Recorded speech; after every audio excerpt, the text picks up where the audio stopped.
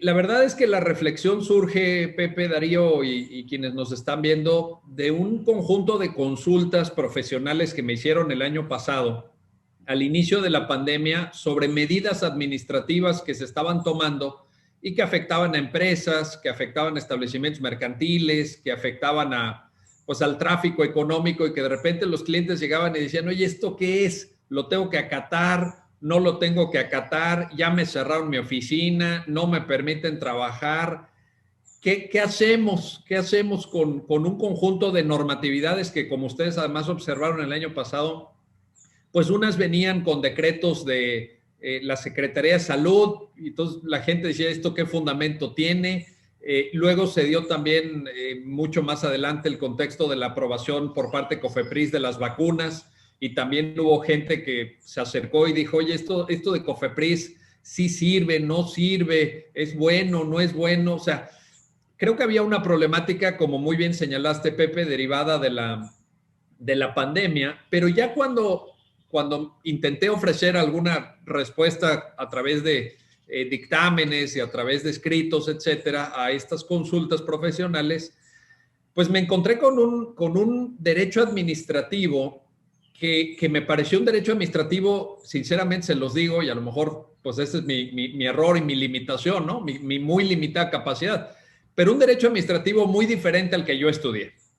Un derecho administrativo que ya no responde a las coordenadas clásicas, pues, del derecho administrativo español, con el gran curso de derecho administrativo de Eduardo García Enterría y Tomás Ramón Fernández, o desde luego los manuales mexicanos clásicos como Gavino Fraga, Andrés Serra Rojas, etcétera, en donde nosotros, ¿qué veíamos en ese derecho administrativo tradicional? Y ustedes ya lo saben, un principio de legalidad claramente establecido, una preeminencia del poder legislativo sobre las administraciones públicas y una división de poderes tradicional basada en ejecutivo, legislativo, judicial. En cambio, ahora, ¿qué hay? ¿Qué podemos observar en el panorama, en el horizonte del derecho administrativo contemporáneo? Pues podemos observar lo que se ha venido a denominar, y la propia Suprema Corte lo ha aceptado, un Estado regulador, ¿no? Y hay todo un discurso sobre el derecho de la regulación y cómo se tiene que llevar a cabo. Una pléyade, verdaderamente un pluralismo de fuentes del derecho a través de normatividad administrativa muy, muy grande, que en algunos casos responde al modelo tradicional de ejercicio de facultad reglamentaria y en otros no.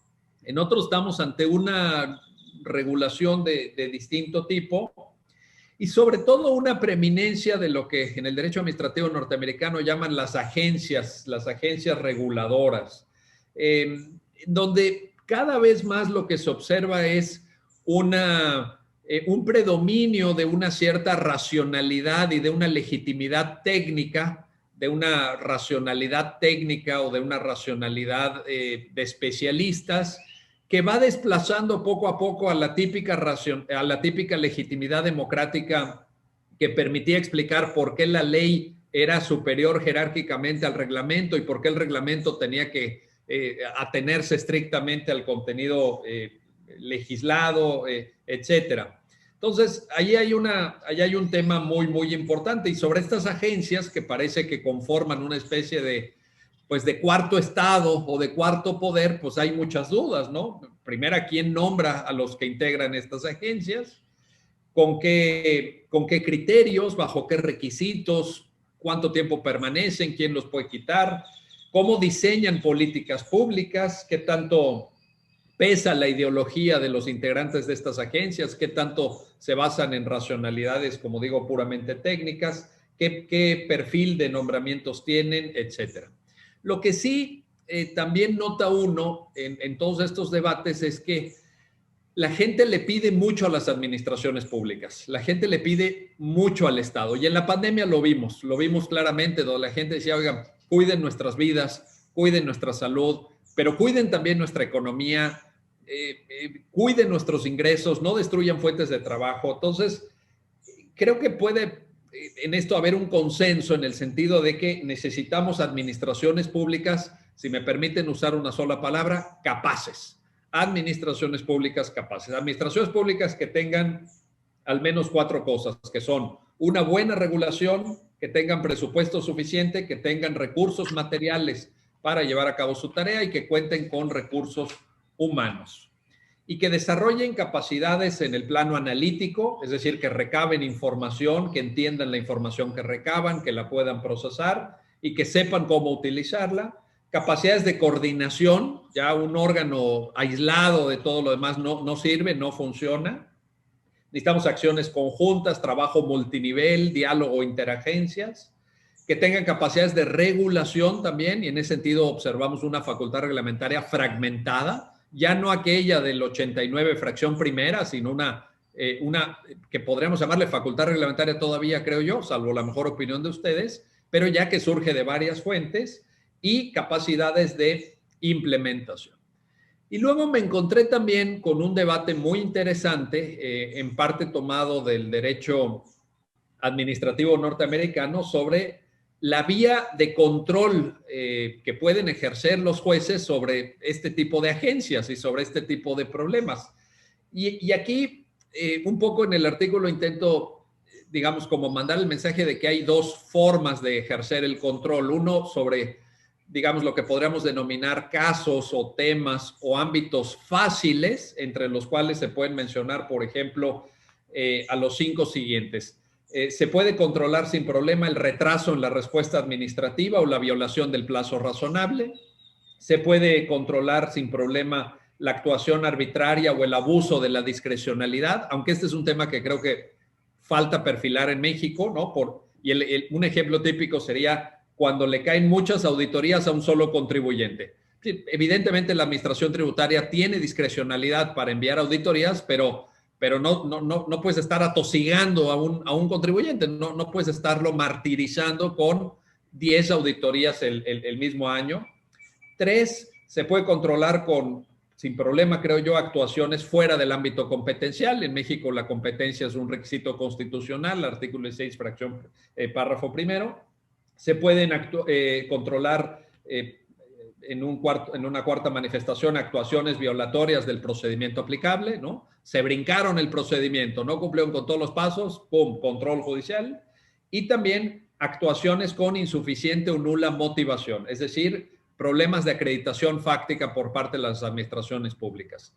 Luego, digamos, esto sería como muy obvio, como muy sabido, como muy conocido, y luego vendrían temas no tan claros, temas un poco más complejos como, por ejemplo, la diferente intensidad del control judicial sobre actos del gobierno, digamos, sobre actos del Poder Ejecutivo y la administración pública centralizada, que tienen legitimidad democrática, y entonces ahí hay un conjunto de principios y hay un conjunto de debates sobre la deferencia al legislador, sobre, por ejemplo, temas de presunción de validez de los actos administrativos, presunción de constitucionalidad de la ley, etcétera. Y otro tipo de control que tiene, creo, que tiene un esquema de comprensión diferente, que es el control judicial sobre las agencias, el control judicial sobre esta racionalidad técnica del Estado, que tiene sus propios problemas. Y esto parte de la diferencia entre politics y policies, ¿no? El control del politics con la legitimidad democrática, con las presunciones que acabo de mencionar, y el control de las policies como un esquema que tiene que dialogar con racionalidades técnicas, con justificaciones de expertos, etcétera, etcétera. Y cito, y ya con esto, si les parece bien, iría terminando para dar lugar al coloquio.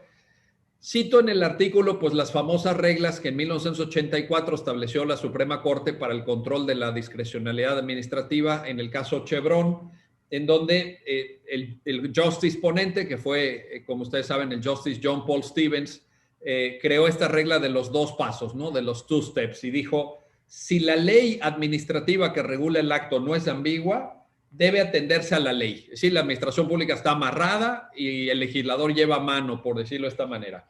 En cambio, si la ley es ambigua, no queda claro cuál es su significado y su alcance, o si el legislador sobre un tema guardó silencio, hay que ver si la interpretación hecha por la agencia de que se trate es razonable. Si nosotros podemos detectar una pauta de razonabilidad, se le debe dar deferencia judicial. En cambio, si no es razonable, procede la revisión y puede incluso llegar el Poder Judicial a anular el acto administrativo de que se trate, por más que venga de una agencia de especialistas o de expertos.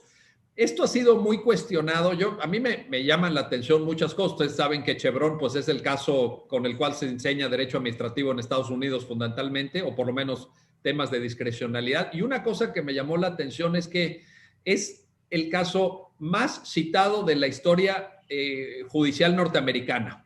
Uno pensaría en Marbury versus Madison o pensarías en los grandes fallos, ¿no? En Brown versus Board of Education of Topeka sobre segregación racial o en los papeles del Pentágono. Pues no.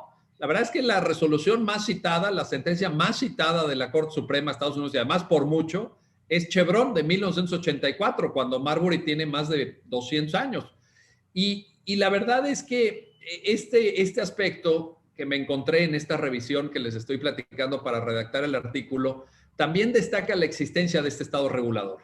También destaca el diálogo que desde las cortes, desde los tribunales, desde el litigio incluso, se establece con estas nuevas expresiones de la realidad estatal que ya no se encuentran bajo las coordenadas tradicionales que cité, donde ya no tenemos una división de poderes tripartita solamente, en donde ya no tenemos una facultad reglamentaria que ostenta un sujeto, en México el presidente, ¿no? Con base en el 89 fracción primera, en donde ya no tenemos una correlación ley-reglamento unívoca, sino que tenemos facultad reglamentaria con cierto grado de autonomía, incluso por mandato constitucional, y cito en el texto 2 sentencias de la Suprema Corte que lo establecen, ¿no? En relación a temas, por ejemplo, de telefonía móvil, de ámbito competencial del IFT, en fin. Y creo que todo esto, en fin, un poco la tesis de fondo del artículo es que genera, desde mi punto de vista, un nuevo derecho administrativo, Y esto, junto con cambios también, sobre los cuales, si les parece, hablamos en lo que sigue en materia de procedimiento administrativo y temas que tenemos pendiente de discutir, pues es lo que genera la intención de pues, establecer este diálogo y de ver qué les parece el texto, qué opinan, cómo lo vieron, porque pues también me parece que el derecho administrativo, sea lo que sea contemporáneamente, lo cierto es que debe partir de unas bases constitucionales. Y es el tema que a mí, ustedes lo saben, yo me dedico a eso. A mí lo que me llama la atención, lo que me gusta, lo que me apasiona, pues es el derecho constitucional. Y creo que una mirada a la administración pública desde el constitucionalismo sigue siendo indispensable. Me parece que aporta mucho sentar las bases constitucionales del derecho administrativo y decir, a partir de aquí discutamos qué tienen que hacer, cómo lo tienen que hacer, qué esperamos de las administraciones públicas, a través de qué procedimiento y cuál va a ser el control y el énfasis del control, la profundidad del control. Pero sin duda, como les digo, y con esto termino, yo creo que sí estamos, me parece, en este conjunto de temas frente a un nuevo derecho administrativo. No es una exageración, no es algo retórico. Me parece que el derecho administrativo que estudiamos varias generaciones de abogadas y abogados en México ya no existe más, ya es un derecho administrativo de corte histórico tal vez, y ahora hay que reconstruir, hay que, digamos, generar nueva doctrina, nuevas perspectivas, nuevos temas de derecho administrativo, y en esa tarea, pues ustedes son los protagonistas. Así que gracias